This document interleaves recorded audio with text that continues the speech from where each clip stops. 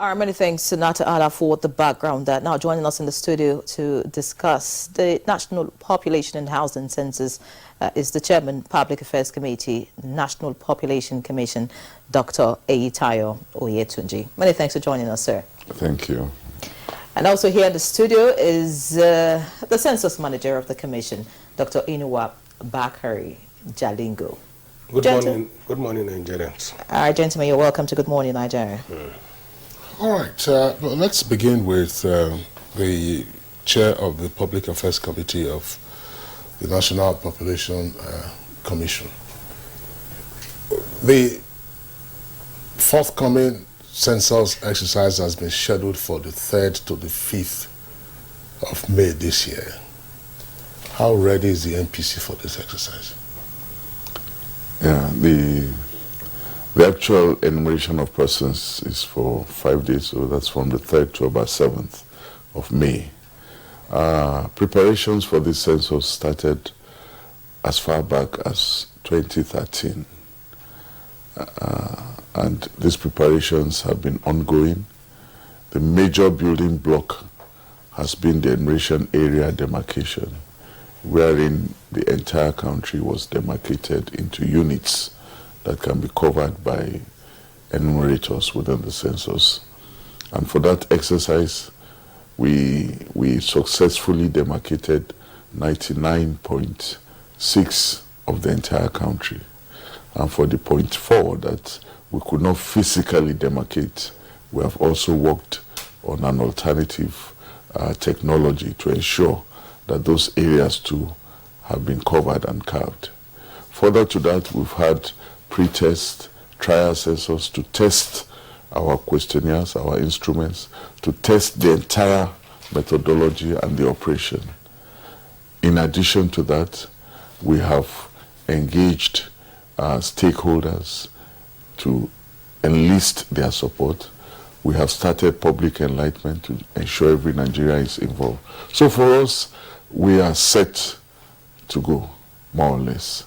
I'm sorry, clarify this, because the information out there is that the census exercise will take place from the 3rd to the 5th. Now you're saying actual enumeration will take up to the 7th. What are the dates for the census exercise?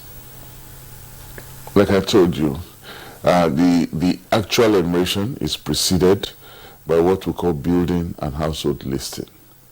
But the actual enumeration is when we go from household to enumerate every person. And that's going to start from the 3rd and last until the 7th. Subsequently, we'll have a period to mop up if there are areas where we have not covered. Dr. Eyitayo, I'll stay with you. You have told us that you started preparation for the census since 2013. First, I'd like you to tell us how much this census is going to cost us. You know, it's important because I've seen quite a number of figures flying around from different people.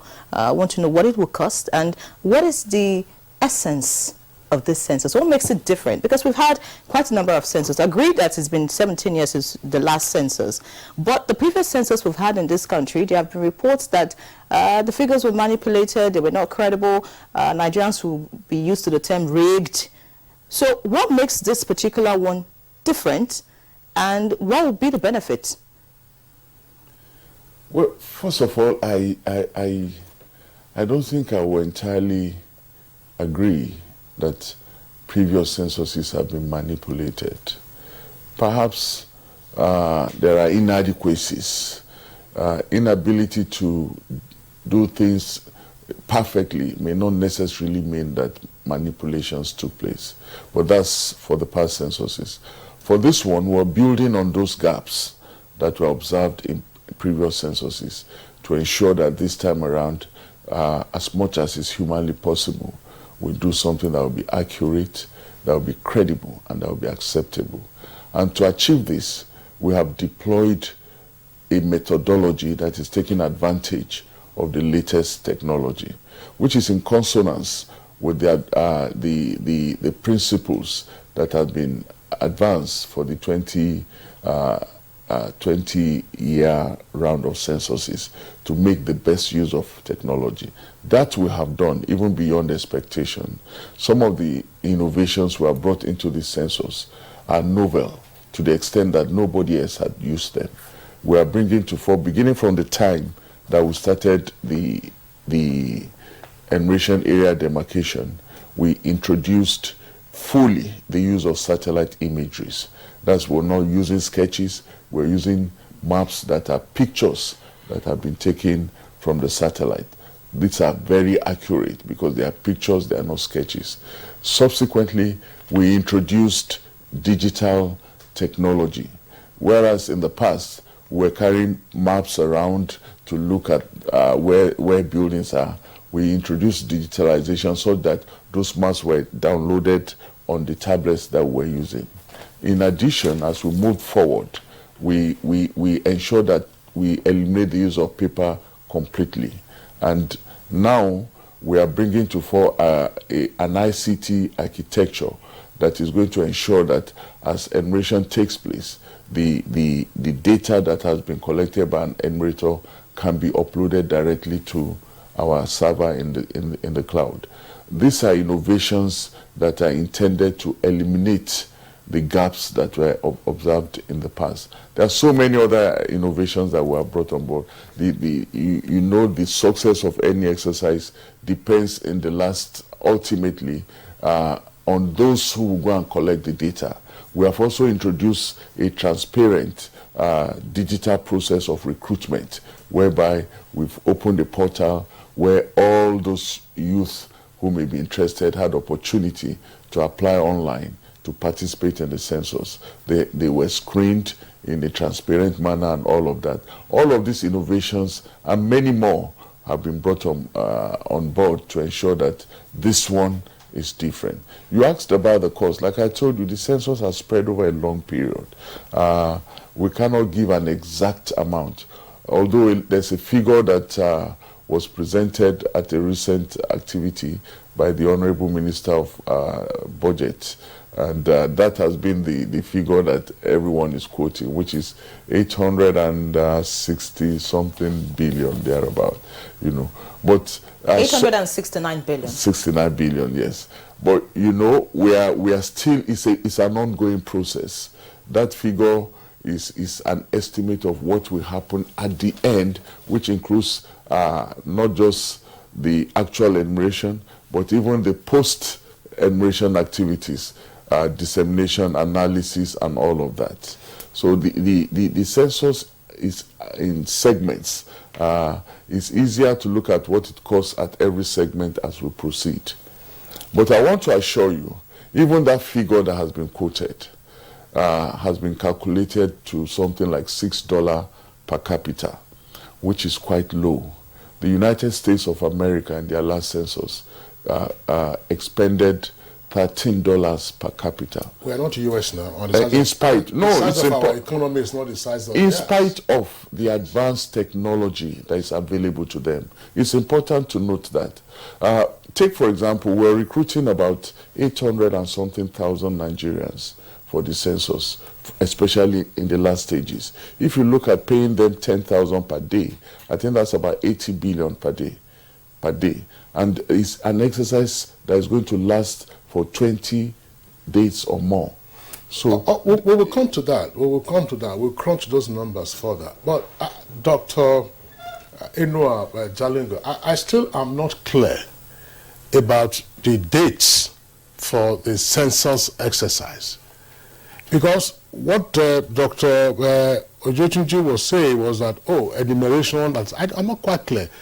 With the dates that I've been hearing and I've been seeing, those dates are the 3rd of May to the 5th of May. But he's now saying something about up to the 7th of May. When will the National Population and Housing Census take place? The census, by the grace of God, will take place on the 3rd to the 7th of May. That is 5 days of count. We are hoping that Mr. President will approve the first 3 days that you are quoting to be days where people would stay at home. We intend to start on a Wednesday and finish on a Sunday. And there is room for mop-up after the actual enumeration that will take place. The possibility of any area not being covered or something of that nature will use the mop-up days to clear that. But the dates are 3rd to 7th of May, from a Wednesday to a Sunday.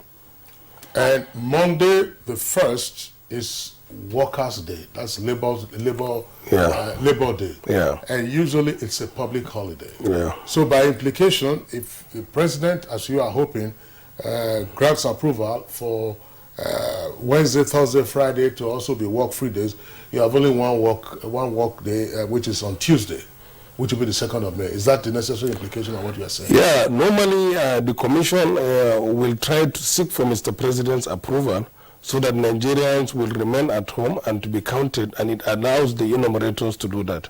I think when the time comes and the commission in its own wisdom take that decision, it's the president that will have the powers to approve those days to be public holiday.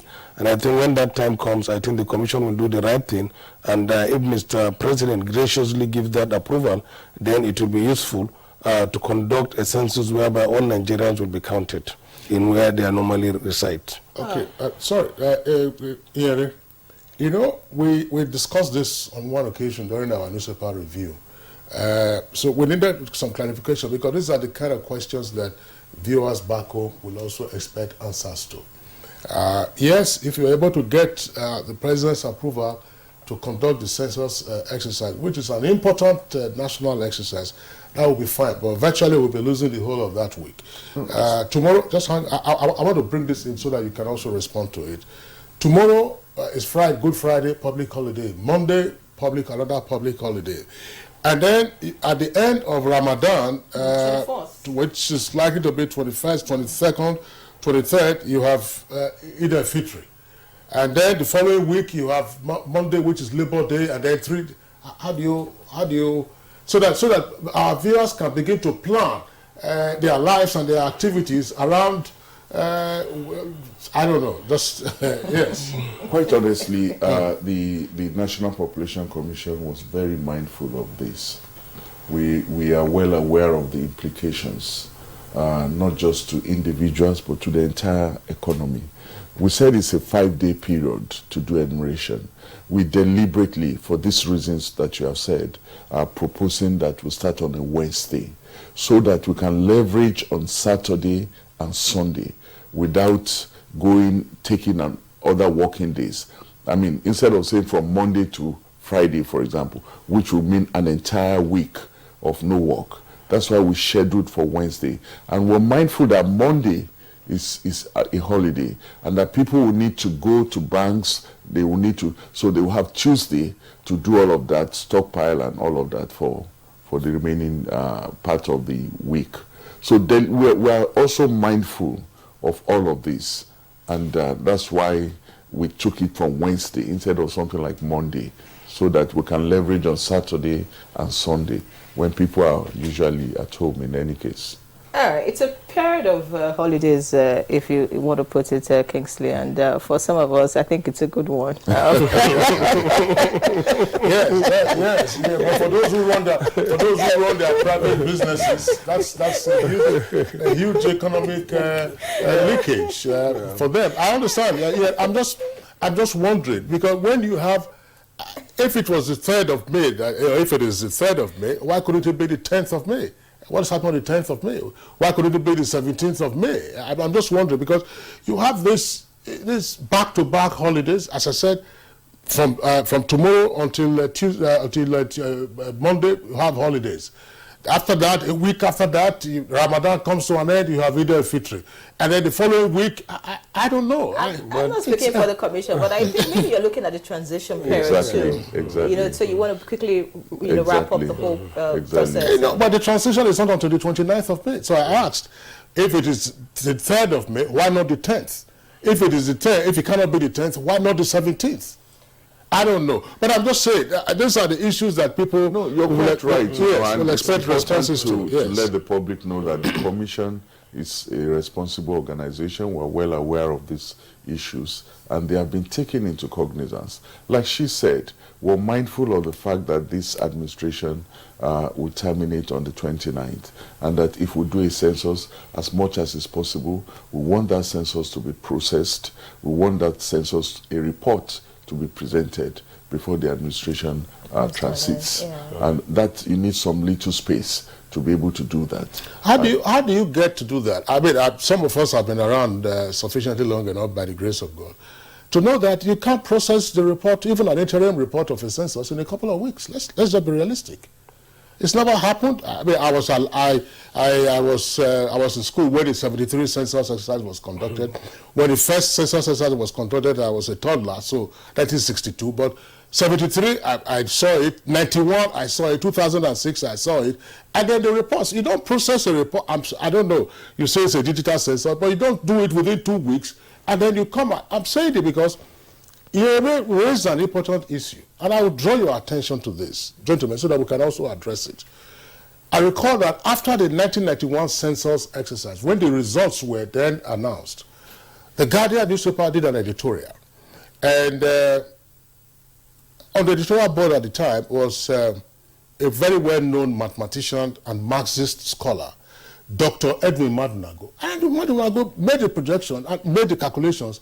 I said that these were mere projections and not actual numbers, which again would say, look, this is what we want to avoid. Let people not just say these are projections that we are making, to say, look, these are the actual figures, these are actual numbers. So, as the saying goes, make haste slowly, so that the integrity of the census figures will not be impugned.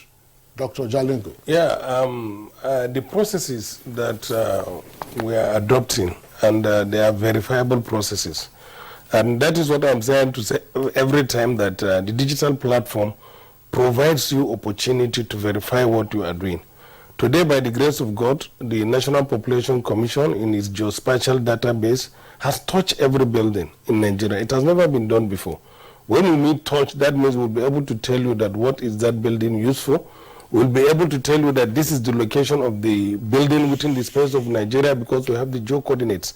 So a lot of things that we never imagined that will happen are happening with this census. This database that we have has won us an award internationally because of its value. It tells every building in Nigeria what it has. So the digital platform has provided limitless opportunities and for us to conduct the census. Unlike before, I am privileged to have worked in two data processing centers after the census. I know in 1991 I was in Enugu, 2006 I was in Enugu Data Processing Center. I know the process it took us. It took us about 3 to 4, 5 months to process this data. But things have changed. We don't have to carry questionnaires like we used to carry. Even to bring out questionnaires from the vehicle to the DPCs, it took us more than a month in 2006 and 1991. But this time around, all the enumerators will carry is their tablet. They get the maps on the tablet without necessary provisioning it within 30 minutes and 1 hour. That map will guide them to where they are going to go and work. And that tablet will not allow them to work outside the space in which they are going to work. So where we are thinking about overlap and all these things are not going to take place anymore.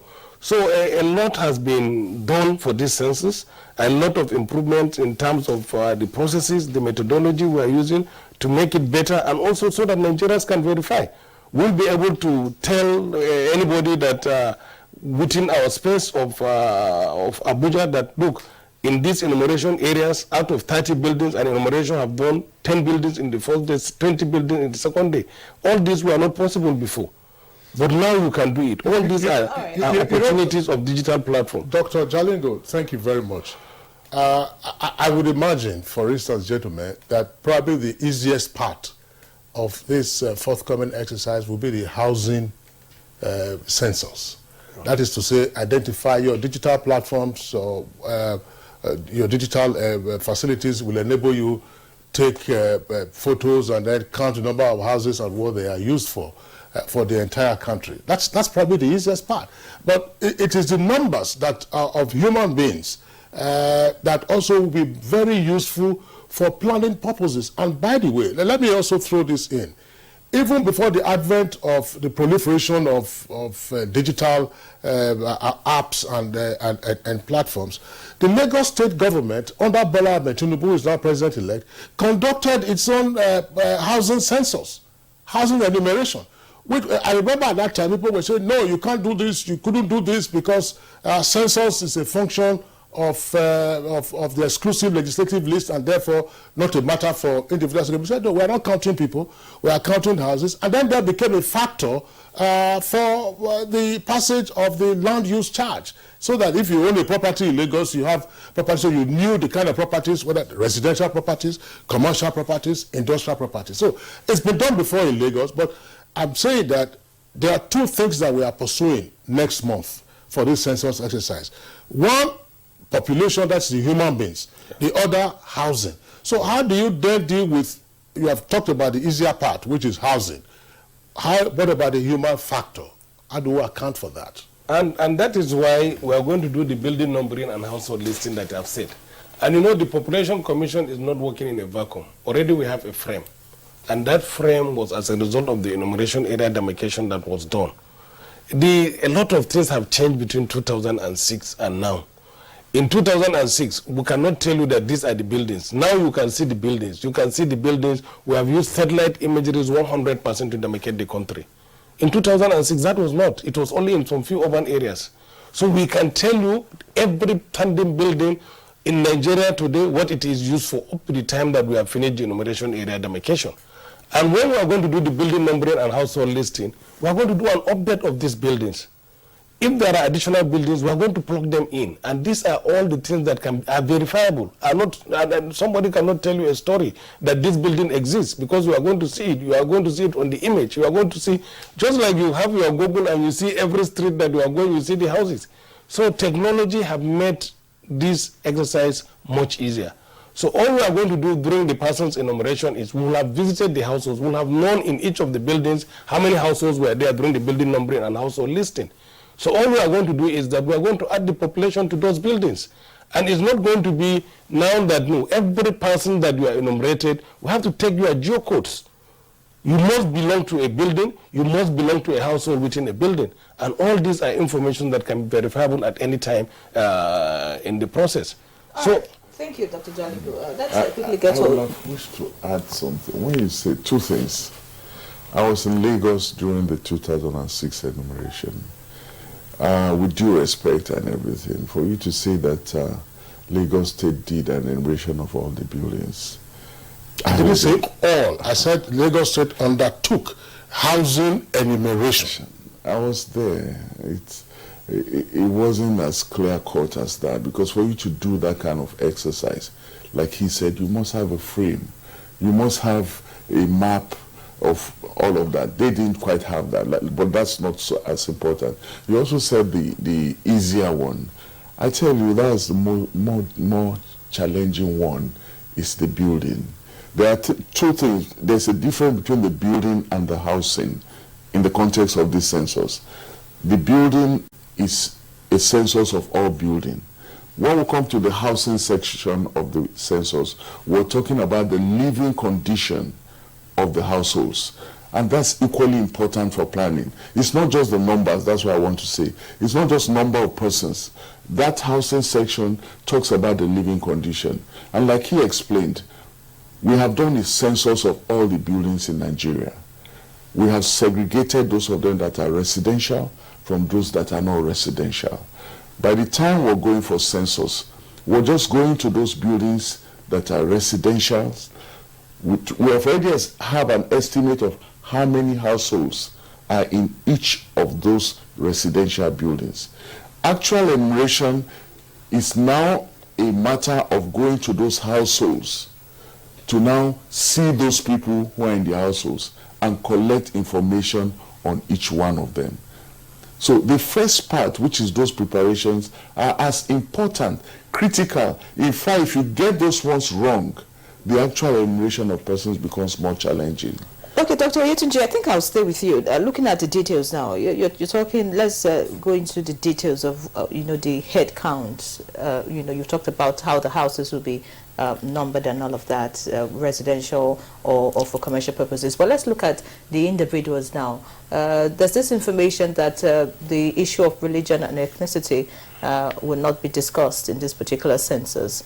We want to know exactly what are the details, and then do you intend to capture immigrants and migrants in this census, because I think it's important for us to know those who are, coming in from other countries who are resident in this country at the moment, and, that would also help us in planning and know whether we should continue to allow people to come in or not. So tell us the details really as regards religion, ethnicity, and then asking about a local government of origin, because we know that for every form that is filled in this country, that is an important question. So please, could you answer that?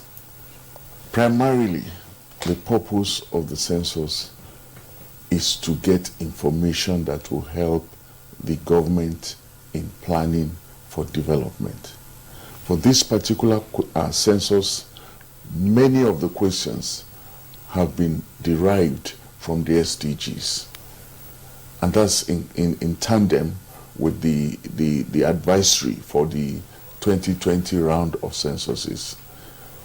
Against that background, the Commission looked at the issue of ethnicity and religion and came to the conclusion that these issues tend to become topical and controversial and may derail or detract from the central purpose of the census, which is to get information for planning and development. And so for that reason, we decided that we will not be canvassing those two variables in this particular census in order not to detract from the main purpose for which we want to do the census, which is to get information for development and planning.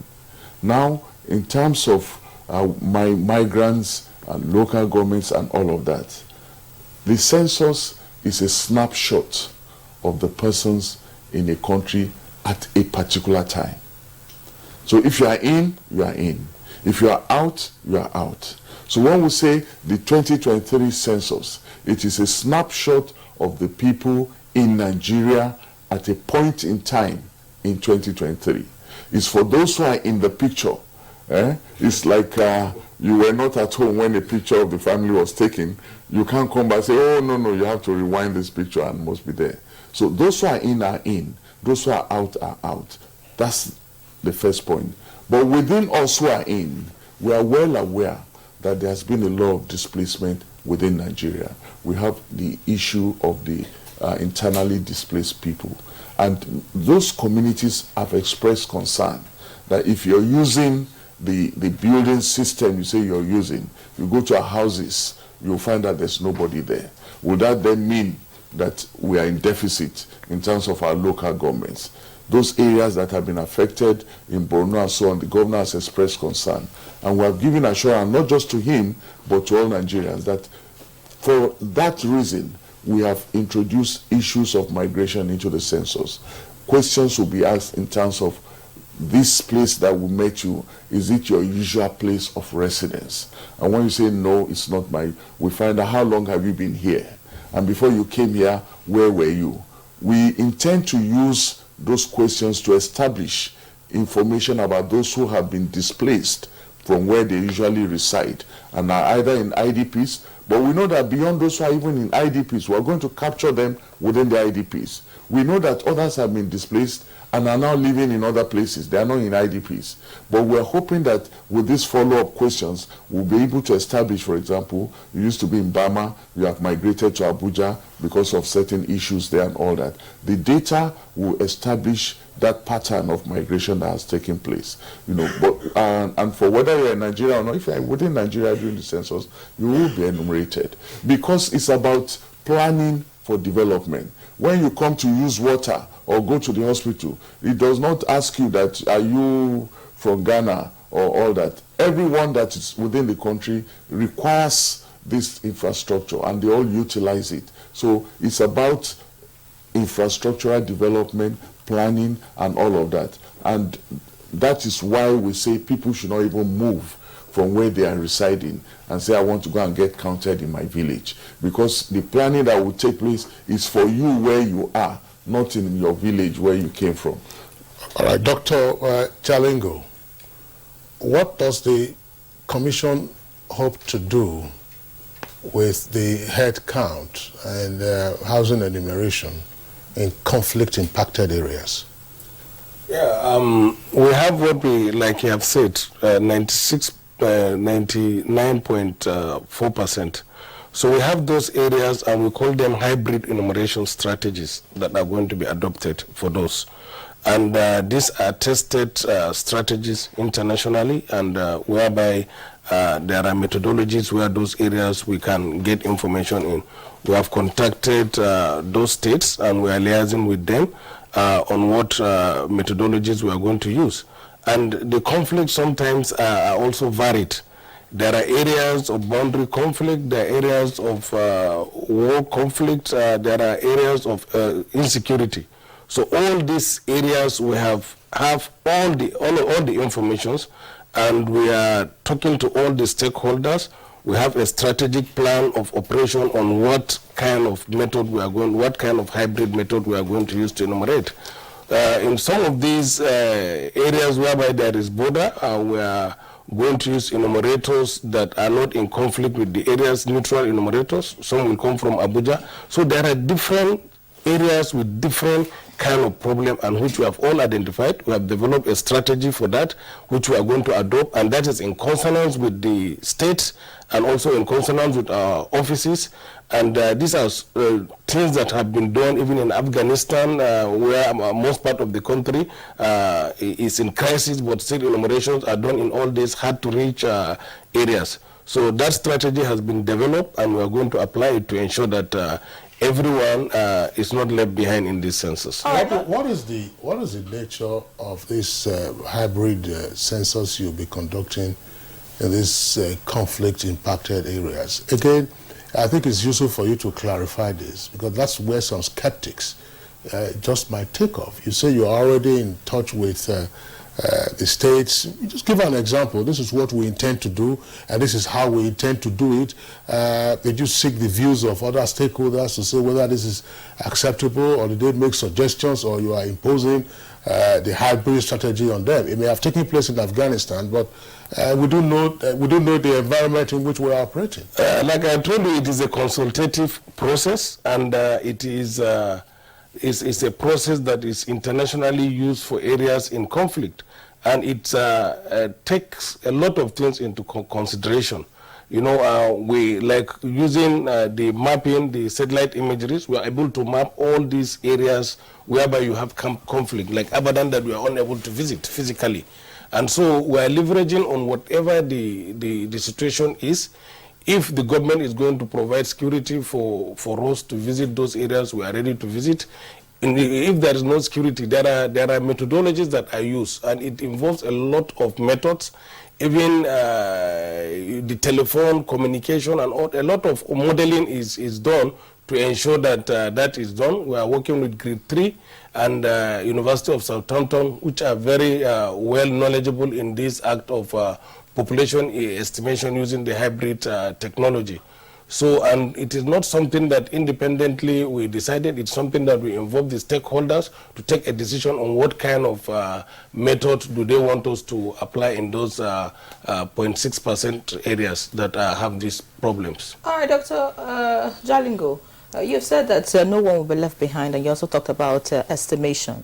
Dr. Oyetunji, I would like you to clarify, really, because, you know, I mentioned earlier that one of the issues we've had with previous census we've had in this country is the issue of credibility, having the figures that are real, that says the exact thing about the people and, you know, in a particular area and all of that.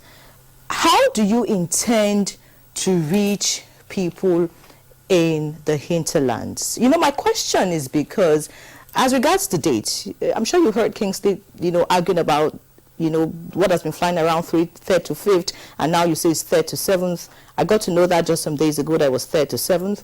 A lot of people still do not even know the date for the census. Some people are not even aware at all. I'm sure you know, because it's just some few days ago we started seeing jingles, you know, in some major spaces. And we know those in the rural areas, those in the hinterlands, they don't have access to either the phone. Some don't have electricity to watch television or listen to, you know, radio. Some don't even know what's happening. How do you intend to reach, you know, those people so that you can get the exact figures? Because we know that besides the commission or the people that you employ to do this job, estimating figures. Sometimes, even when you get to the houses, some people still do not give you the real figures because they don't understand what census is all about. So what is the commission doing, before this census? We just have 27 days to go to ensure that people are properly educated and they can give you the right figures when you actually reach out to them come 3rd to 7th. First of all, I wouldn't want us to exaggerate this estimation matter. We have about almost 600,000 enumeration areas, and it's only 0.4, not even up to 1%, for which this technology has been applied. Not up to 1%, it's 0.4 of that 600,000, about 2,400 or so of that size. So 0.4. It's not that for a census, everyone counts. 0.4 counts. But I think it's important that we first know the scope that we're talking about. Like he mentioned, every local government has been enumerated.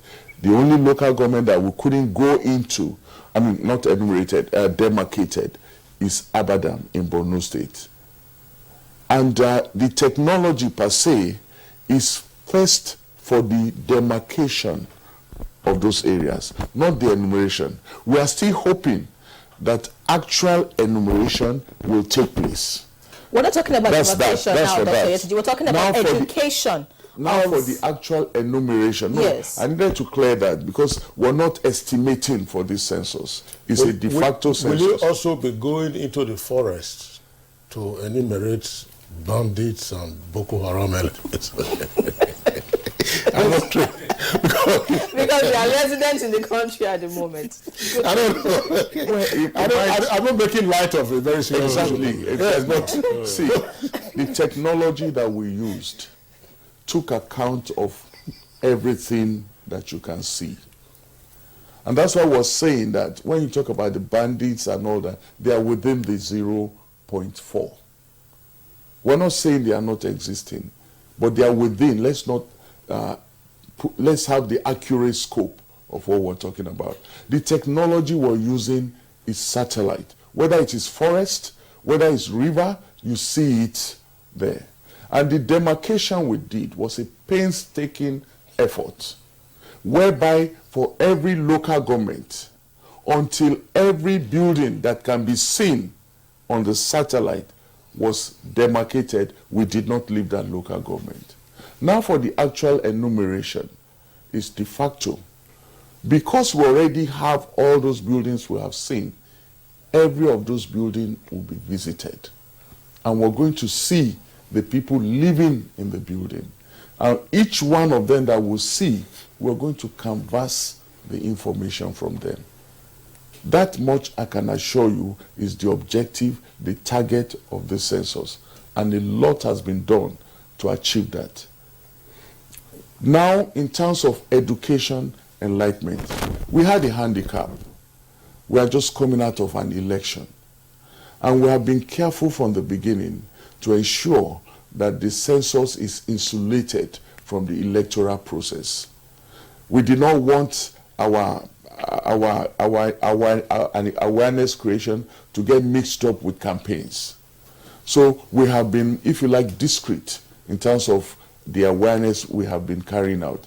You know, we had series of activities, the PS, the trial census and so on. We limited awareness creation to those areas where we were carrying out those activities. It is now that the elections are over, like you noted, that you're seeing jingles, you're seeing all of those, that we're stepping up, publicity and public enlightenment. The reason that it happened the way it happened was, like I said, that we did not want to get mixed up in the political campaigns. In fact, the reason that the census itself has been scheduled at this time is to make sure that it is coming after the elections. Because some people, like you noted, will want to say that the objective of the census was to get figures that you will use to influence the outcome of elections. I didn't say you say. I said like some people will say. I didn't say that. Yes, so let's be clear. Some people will say, and that's why we scheduled the census after the election. Now, you have talked so much about a particular technology that you're using. I'm worried when it comes to technology now because of the experience we had with INEC. How foolproof or how sure are you that there will be no glitch like we had with INEC? So that are they going to be uploading on that? Exactly. So we want to know. We want to be absolutely sure. No, really, because once you mention technology now, I'm just a bit off balance because with INEC we saw a lot of stories, and then the grammar is there was a glitch. So I want you to tell us this technology that you're depending on that you think would help us get a credible census. How foolproof is it? It's said to be digital census. That's the phrase that we hear. Digital census. Just the same way the Beavers was digital. So please, I think it's important we get to know that really. How sure are you that we're not going to experience a glitch like we did with INEC when the census actually kicks off on the 3rd? How foolproof is this technology that you have put in place? The technology is in phases. I mean, the census is a process. Some part of it we have done, and it has been foolproof. The area of enumeration demarcation, enumeration area demarcation, for example, we have done. We have successfully used satellite imagery technology to do the demarcation. We have used digital technology to do the demarcation. Throughout the demarcation, we did not use any paper. That we have done successfully. Like off-cycle elections. Yeah, it's like somebody who was involved in a traffic accident in a car, and he says now that cars have had an accident. That's right. That's what I'm saying. And also remember that we did a first pretest, we did a second pretest, we did a trial census. Our trial census, strategically, we decided to do an end-to-end trial census. The local government is the operating unit for the census. We picked 6 local government areas from each geopolitical zone. And if you can remember, we took brass from Bayelsa State. It's not an easy. Imekafo that we took from Ogun State is also not an easy local government area. So we did that strategically to test our system end to end. That is from the beginning of data collection to streaming and to analysis. And that we have done successfully. And it gave us some source of comfort. And again, despite the fact that, yes, technology can fail, but you have to take care of every possibilities. We have not left everything unturned. When we got our tablets, we did not intend to test them 100%. But because of the outcry in the country, we decided to run our tablets. Each one of them, we have to power it on before it left Lagos, just to be double sure that we don't get surprises. And after we have done about 160,000, we just had a problem with 16. And we are ready to, the percentage is so minimal that we can tolerate. So this has also, put us also in the alert, and we are working round the clock to ensure that we get it right. Perfect. Okay, talking about getting it right. Yeah. We also know that logistics is also a major issue when it comes to, programs like this. Earlier, Dr. Oyetunji talked about 869 billion being, put aside for this particular enumeration. How much has the Commission gotten so far? And then I just hope that those who have been, I think you have done a process to get those who are going to go on the field for you to do the enumeration, the actual enumeration and other things as regards the census. Do you have all that you require at this time? Because it's just 27 days. It's important to know. He said that you've been preparing since 2013. How prepared exactly are you to ensure that there's no issue of logistics or whatever it is, and we don't get to see people, protesting maybe in the middle of the census, talking about not being paid or whatever it is? Yeah, we have looked at it, and that is the advantage of doing a trial census. That is the advantage because you look at the systems. We realize that the system that we have used for the payment of functionaries for our training and for our trial census will not help us to deliver on the census. Already the Minister of Finance is on top of that to try and ensure that we use a system that is going to be more more improved to be able to pay the field functionaries. So I think government is not unmindful of the little challenges that we had, and government is doing everything possible. The minister particularly is in charge of making sure that the payment system that is going to be used for this census is perfect, and that Nigerians, after they have worked, they will get their money. And that is what we are working on with the Federal Minister of Finance, with the Accountant General Office, to ensure that payment system that will be deployed for the census is watertight and proof, that we don't have the kind of problem that we had with previous payment systems that we are using. You know, the whole thing, our intention, our plan was just to ensure that with the click of a button, you pay all the people that have worked for you. But you know, you have to verify, have the people actually worked? And you don't just go and pay people that did not work.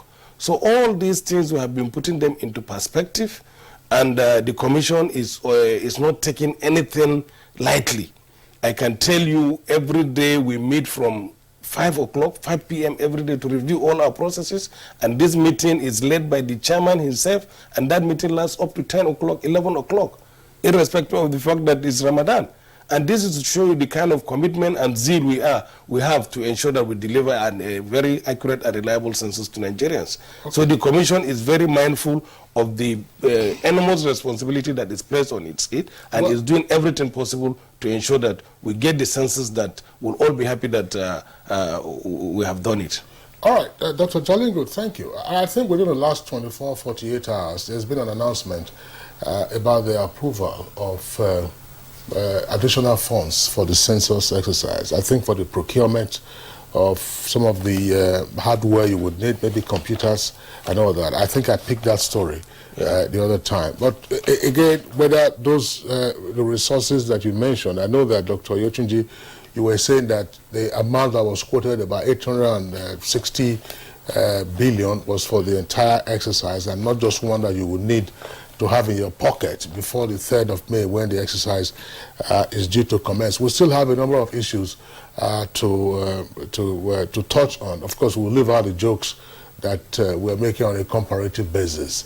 You're watching Good Morning Nigeria on the network service of the Nigerian Television Authority. We'll take a short break now.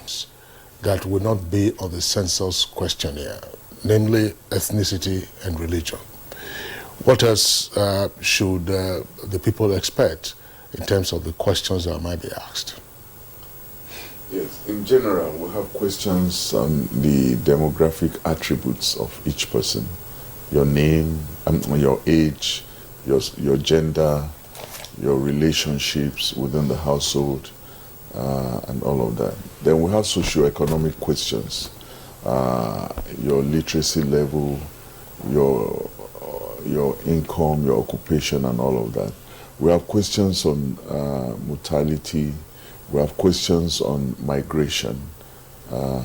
They're extensive questions. And then we have the housing section, where we have questions on the living condition of the household as a whole, the type of building they are living in, the infrastructure that is available to the household, the amenities they own themselves, do they have a car and so on.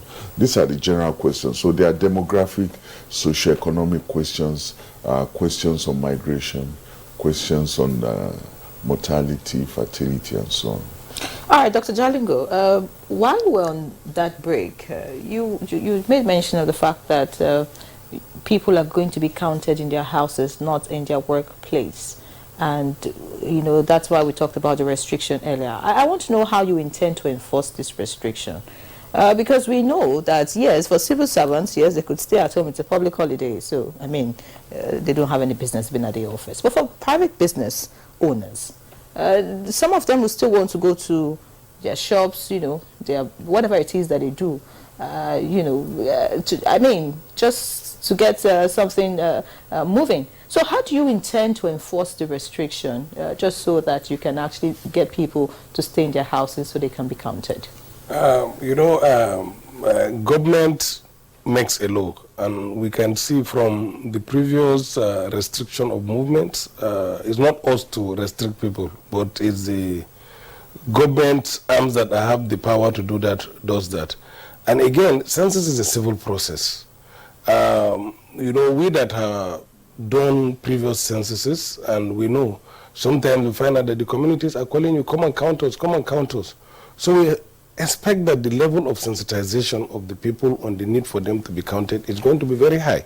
And we expect that people will cooperate with whatever government's directive is to remain at home and to be counted within these days. The advantage of doing that is to ensure that people are counted in the places of residence, in their usual places of residence where they stay. And I can tell you from the past censuses, we have never had issues with those restrictions. And we are hoping that people will still obey the government as they have obeyed during the elections and other government declarations of holidays for certain national events. So we are hoping that that will happen. And in addition to that, there are a lot of mechanisms. Like as much as possible, we tell our enumerators that they are going to work within the census days. And we don't normally have a opening time or closing time. And that is how we have what we call callback cards that we leave. For people that have to go for an essential assignment, like your colleague is saying, he has to be in the television station to make sure that the work goes on. Definitely, he will not be 24 hours in the station for 5 days. There's going to be a window in that space of time, and our enumerators will definitely make an appointment with him through his family or the people that are staying with him that, okay, what is the best time that we are going to meet you? And that callback card will be left for him, and the enumerators will try to come back at that time that is more convenient for him to come back. That is for those people that are on essential duties that have to go out. So as much as possible, we would like to enumerate people in their usual places of residence, because the data that we are going to get is for national planning. And we want to place every person to where he stays, the building he stays, and within his own household. So all these informations of everybody will be getting. And again, it is also to verify the process of the census. If you are not counted, it's all like before. Now we'll say, okay, look, we have counted you, you are in this household, you are in this building, you are living in this area, and this is your information. So basically, we are hoping that everybody will be counted, and with the callback, with the 5 days period, and even with a mop-up period of about 5 days, where there is any problem of not counting people within the prescribed periods. All this, we have never done a mop-up before, but now we have introduced mop-up, where there is genuinely issues that we cannot count the people, to ensure that every Nigerian is counted within the census period. I was just wondering, what are the, I know that it's a 24, you said a 24-hour cycle, but at what time should citizens expect the enumerators to visit? You can't go to certain neighborhoods and say you want to start taking census data at 12 midnight. So what are the operating hours within which citizens can reasonably expect enumerators to visit? It's as much as possible. We want to do this at the convenience of the respondent and the households. Like he explained, we come to a household. Each enumerator has its area of coverage. Mm-hmm. And for this census, one of the innovations is an enumerator cannot walk outside his area of coverage. The map just won't come up. So while he's within his area, the idea of doing the building number and household listing first is he has a schedule of work. He knows all the buildings that he has to cover. He already knows how many households are in each of those buildings. So he goes to a household today. He wants to say, how many are you here? You have a wife, you have children, okay. Who is at home now? This person is at home. Can I see him? He takes all the information he needs. And they say, oh, this person is not at home. He works in NTA and he left home 4 a.m. And he says, please, this is a card. When does he usually come back home? So he won't come back until 11. Okay, I'll do my best to be here by 11 just to enumerate him. And that doesn't mean he's working at 11 for everywhere. But because in that household, there's someone he has not seen who will not come back until 11, he will need to schedule to go back so just he can enumerate that person by 11. So usually it's the normal time that households leave and do their businesses. I mean, households go to sleep by 10.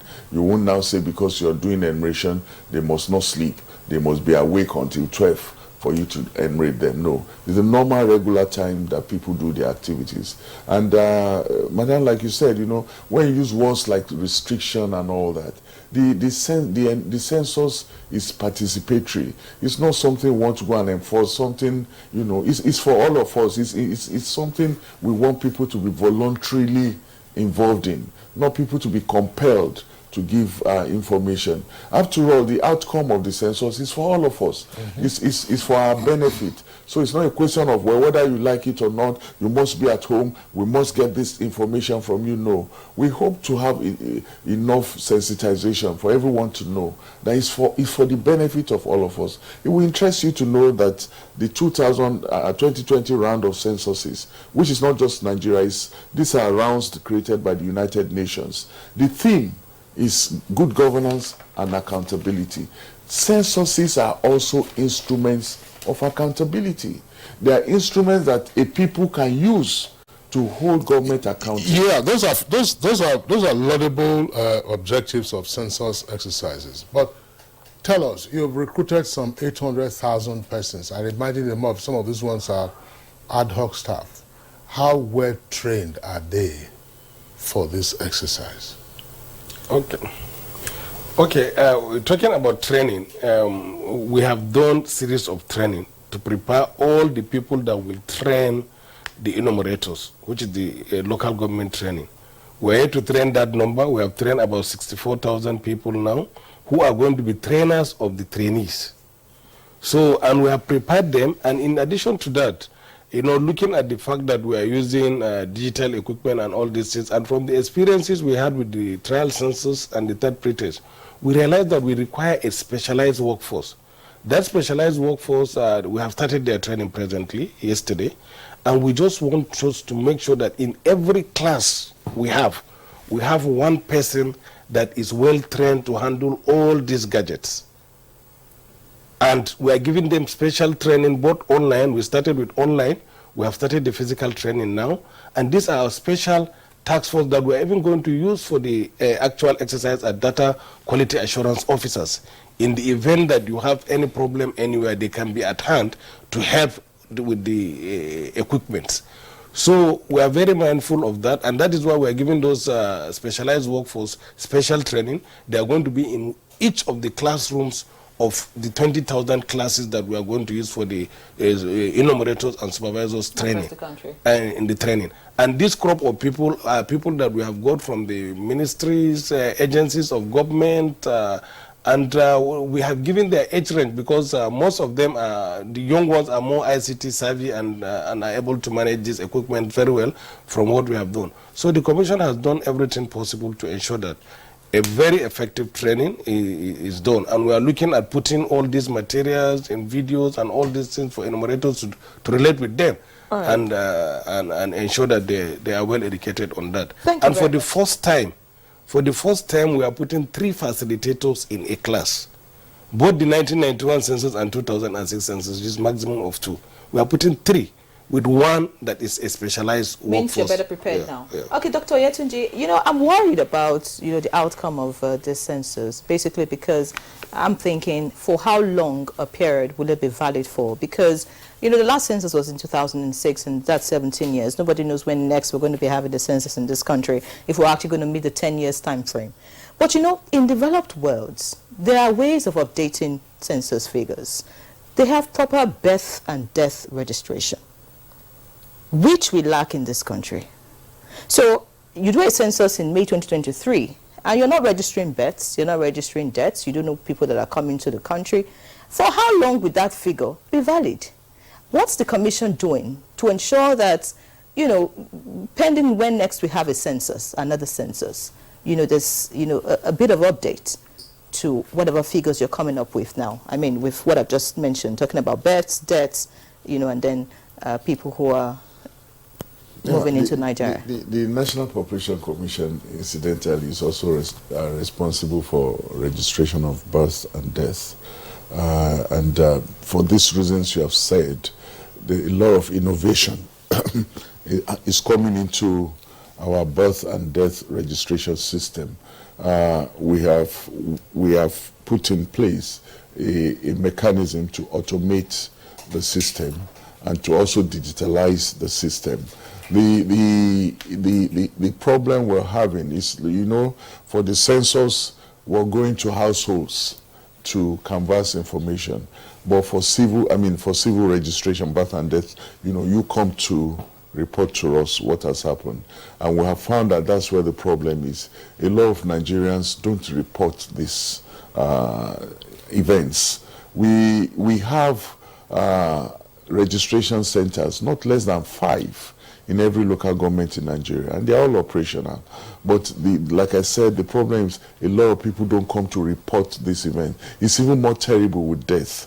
It's only when people want to gain, use it to get one benefit or the other that we report death. We don't understand that when you have reports of death and all that, they are useful for every other thing. But we are hoping with the support of partners to step up all of that. First is we are putting an architecture in place that will digitalize the process, automate the process, so that we have a verifiable, a veritable database that can be used for the purpose you said. But for that database to achieve the desired objective of updating the census, you know, every event has to be reported. Every event has to be captured. Every birth has to be captured. Every death has to be captured. Migration has to be well captured, because those are the indicators of the changes that take place in any population. People coming by birth, people exit either through migration or coming through migration, or they exit by death.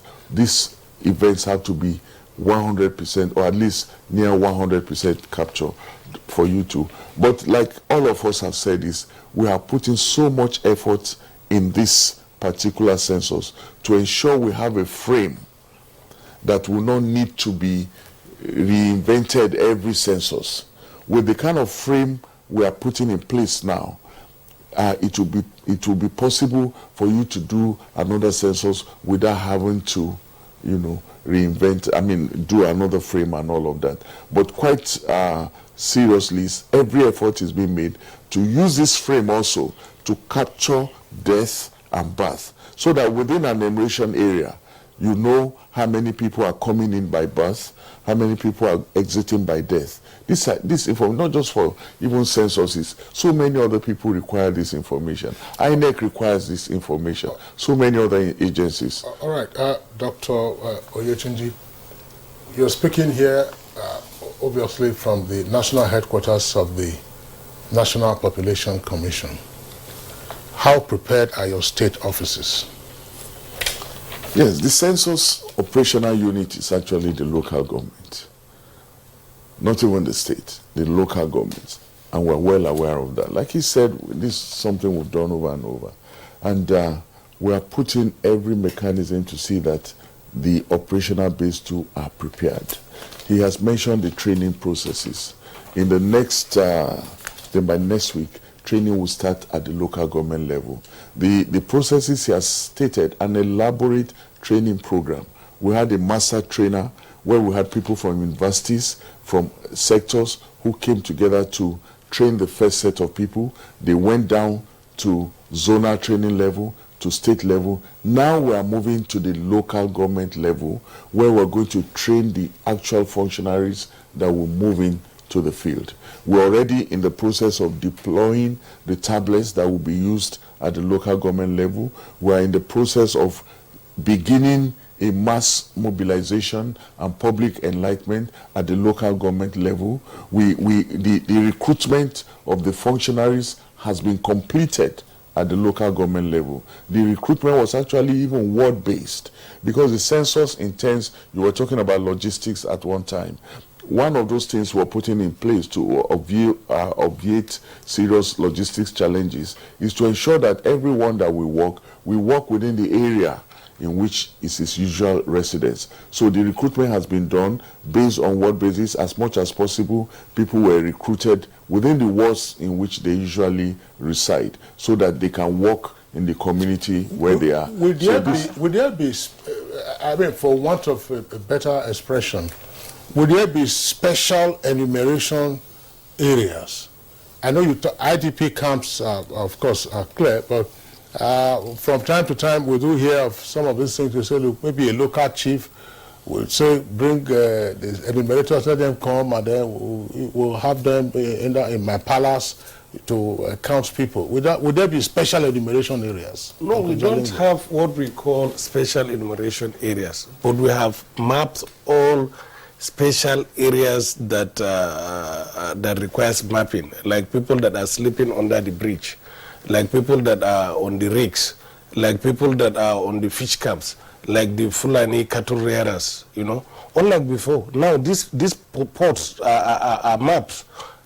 So we know on an EA that you have this kind of population in that, and so the different strategy are adopted to ensure that they are counted. All right, thank you so much, Dr. Jalingo. Because of time, I think we'll leave the conversation at this point. I'm sure, you know, in the coming days, 27 more days, would be able to talk more about the census, just so we can get people enlightened about all the issues. Once again, we thank you, gentlemen, for joining us for this edition of the program. Dr. Itayo Oyetunji, the Chairman, Public Affairs Committee, National Population Commission, many thanks for joining us. Thanks so much. And also the Manager of the Commission, Dr. Inuwa Jalingo.